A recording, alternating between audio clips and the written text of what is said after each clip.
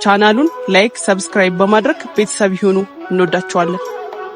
ዘውዷ የሚለውን ስሜን ያወጣልኝ ወይም ዘውዷ በሚለው መጠሪያ እንድጠራ ያጸናልኝ አባቴ ነው። እናቴ ከዚያ በፊት ዘውድነሽ እያለች እንደምትጠራኝ ነግራኛለች። ነገር ግን አባቴ በጣም ይወደኝ ስለነበር ዘውድነሽ ሳይሆን ዘውዷ ነው መባል ያለባት እያለ ዘውዷ ይለኝ ስለነበር በዚያው ሊጸና ችሏል። ዘውዷ ማለት ምን ማለት እንደሆነ አላውቅም። እናቴንም ስጠይቃት እኔ የማውቀው ዘውድነሽ የሚለውን ነው።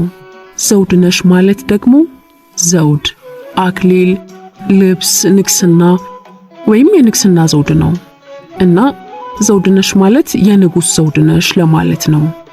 ዘውዷ የሚለውን የለጠፈልሽ ግን አባትሽ ስለሆነ እሱ ራሱ ያውቀው እንደሆነ እንጂ እኔ አላውቅም ነው የምትለኝ። አባቴን እንዳልጠይቀው ደግሞ በሞት የተለየኝ ገና በልጅነቴ የ7 እና የ6 ዓመት ልጅ እያለሁኝ ነው።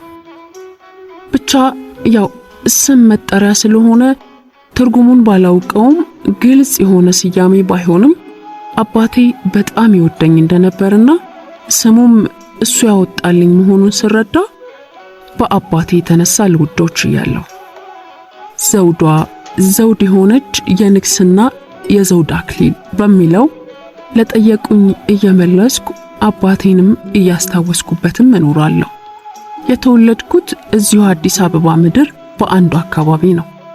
ያደግኩትም ሆነ አሁን በመኖር ላይ ያለሁት እዚሁ እትብቴ በተቀበረበት ሰፈር ውስጥ ነው። ከእትብቴ ለመራቅ አልፈለኩም መሰል ውልደቴም ኑሮዬም እዚህ ነው። ምናልባት ስሞት ሳይሆን አይቀርም ይህ ሰፈር የምፋታው።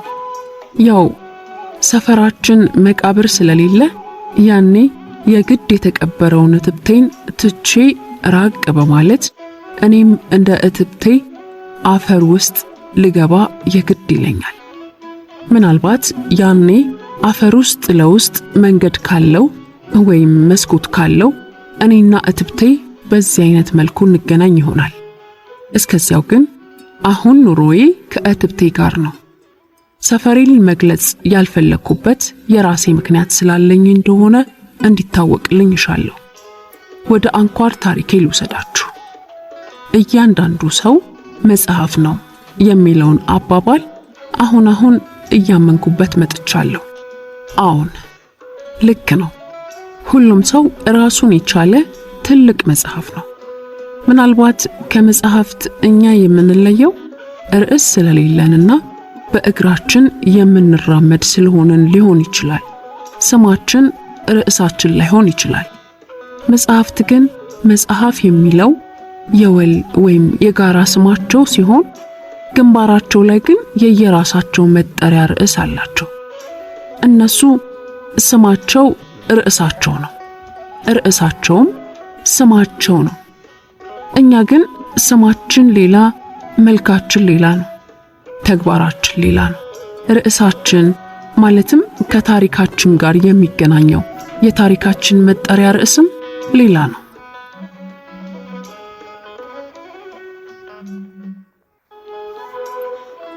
እኔ ይሄንን እያንዳንዱ ሰው መጽሐፍ ነው የሚለውን አባባል እንዳምንበት ያደረገኝ ትልቅ ነገር የራሴ ሕይወት ታሪክ ነው። የሌላውንም በተለያየ ጊዜ በተለያየ አጋጣሚ ስሰማ ደግሞ የበለጠ አባባሉ ውስጤ ድረስ ዘልቆ እንዲገባ ሆኗል።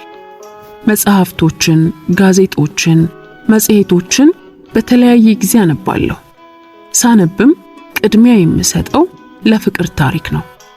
ምክንያቱም ራሴን አይበታለሁ። ይሄ የንባብ ልምድ ግን የመጣው አሁን ሁሉ ነገር ከተከናወነ በኋላ በመሆኑ ሕይወቴን እንዳስተካክል አላደረገኝም። ምን ነው ልጅ ሆኜ በወጣትነቴ ባነብ ኖሮ ለማለትም ተገድጃለሁ። አሁንም በርግጥ አላረጀውም፣ ግን የአፍላነት የትኩስነት ዕድሜ ላይ አይደለሁም ለማለት ነው።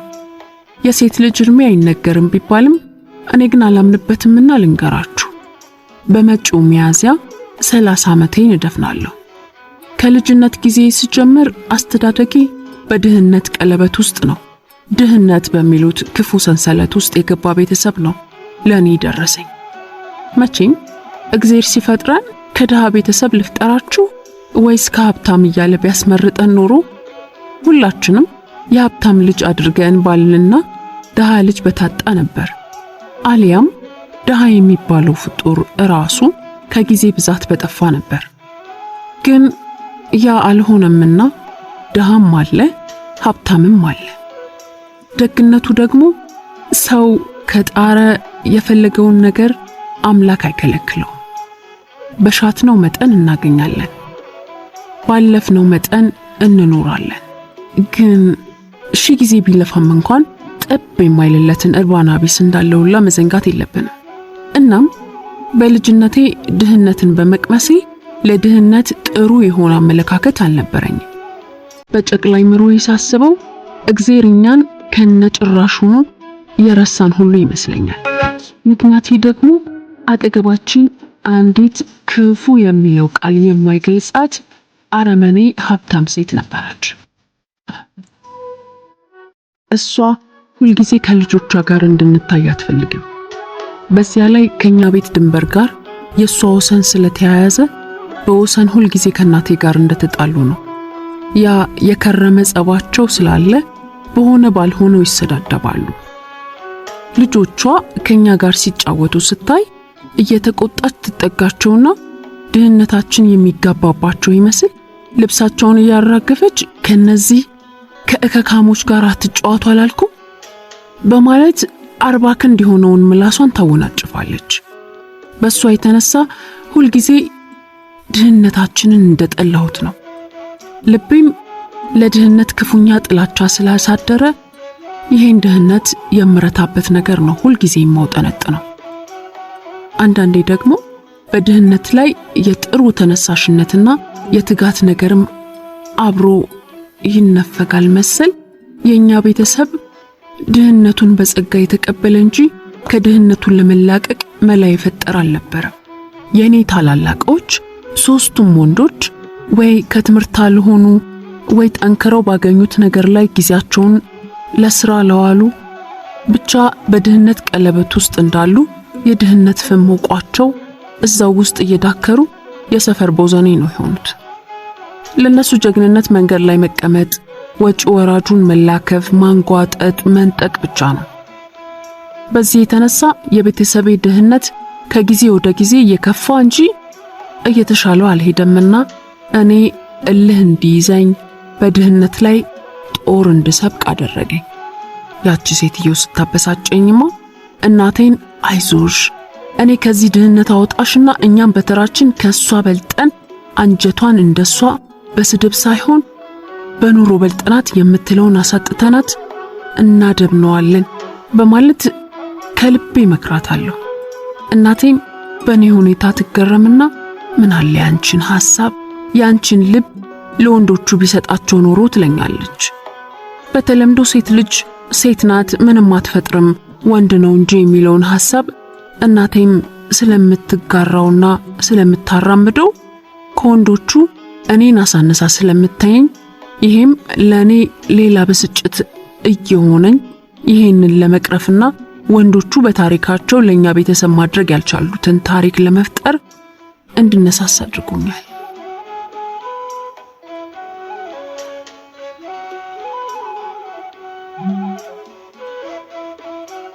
በተለምዶ ሴት ልጅ ሴት ናት ምንም አትፈጥርም ወንድ ነው እንጂ የሚለውን ሐሳብ እናቴም ስለምታራምደውና ከወንዶቹ እኔን አሳነሳ ስለምታየኝ ይሄም ለኔ ሌላ ብስጭት እየሆነ ይሄንን ለመቅረፍና ወንዶቹ በታሪካቸው ለኛ ቤተሰብ ማድረግ ያልቻሉትን ታሪክ ለመፍጠር እንድነሳ ያደርገኛል። ሴት ልጅ ከጾታዋ በቀር ከወንድ በምንም አትለይም። ወንድ ልጅ የሚሰራውን ስራ ሁሉ ትሰራለች። ታሪክን ስንዳስስ ወንዶች ሀገር መርተዋል። ሴቶችም ከወንዶች በበለጠ እንጂ ባላነሰ መልኩ ሀገር መርተዋል። ለሀገር ተዋግተዋል፣ ተሰውተዋል፣ ድል አድርገዋል። ሴቶችም ከወንዶች እኩል ታሪክ አላቸው እና ከወንድሞቼ በልጬ የእናቴን ሐሳብ ለማስቀየር ቆይ ትንሽ ልደግ እያልኩ በልቤ እልህን ሰንቄ አጋጣሚና እድልን መጠበቅ ጀመርኩ። በትምህርት ገበታዬ ላይ እንኳን እያለሁኝ የማውጠነጥነው ስለዚህ ነው። ያችን አፈኛ ምላሳም ሀብታም የማትባል ግን ከኛ በብዙ ነገር የምትሻል ስለሆነች ብቻ የኛን ድህነት እንደ ርኩሰት የምታየዋን ክፉ ሴት አንደበት ከመዝጋትና ከወንድሞቼ በልጬ በሴትነቴ የተሻለ ነገር ለቤተሰቤ ሰርቼ ለማሳየት ነው የሁል ጊዜ ምኞቴ። ይህን እያሰላሰልኩ ስኖር እድገትም አብሮ መምጣቱ አይቀርምና አደግኩ። በብዙ ነገር እየተለወጥኩ መጣሁ። መልኬ፣ ቁመቴ የተለየ መሆን ጀመረ። የዚያኑ ያህልም ሰዎች በኔ ዙሪያ መታየትንና እኔን ማድነቅ ጀመሩ። ልክ በሚያምር አበባ ዙሪያ ቢራቢሮችና ንቦች እንዲሁም ጤንዚዛዎች ብሎም ሰዎች የማይጠፉትን ያህል በኔም ዙሪያ የተለያዩ አይነት ሰዎች መክበብ ጀመሩ። የዚህን ጊዜ ከጊዜው ጋር ወቅቱ ከፈጠረው አጋጣሚ ጋር የኔ ማመለካከት አንድ ዘዴ መፍጠር ጀመረ። ውበቴን የዘመናት የፍላጎቴ መውጫ ላደርገው ልቤ ወተወተኝ። ወንድ ልጅ ለወደደው ሲል ሁሉ ነገሩን ሊያደርግ እንደሚችል እናቴ ከጓደኞቿ ጋር ስታወራና እኔንም ስትመክር ሁል ጊዜ የምትጠቀምበት ቃል ስለሆነ ወንድ ልጅ የፈለገውን እስኪያገኝ ድረስ የማይሆነው ነገር የለም ትለኝ ስለነበር ታዲያ የፈለገውን ነገር ለማግኘት ይህን ያህል መስዋዕትነት የሚከፍል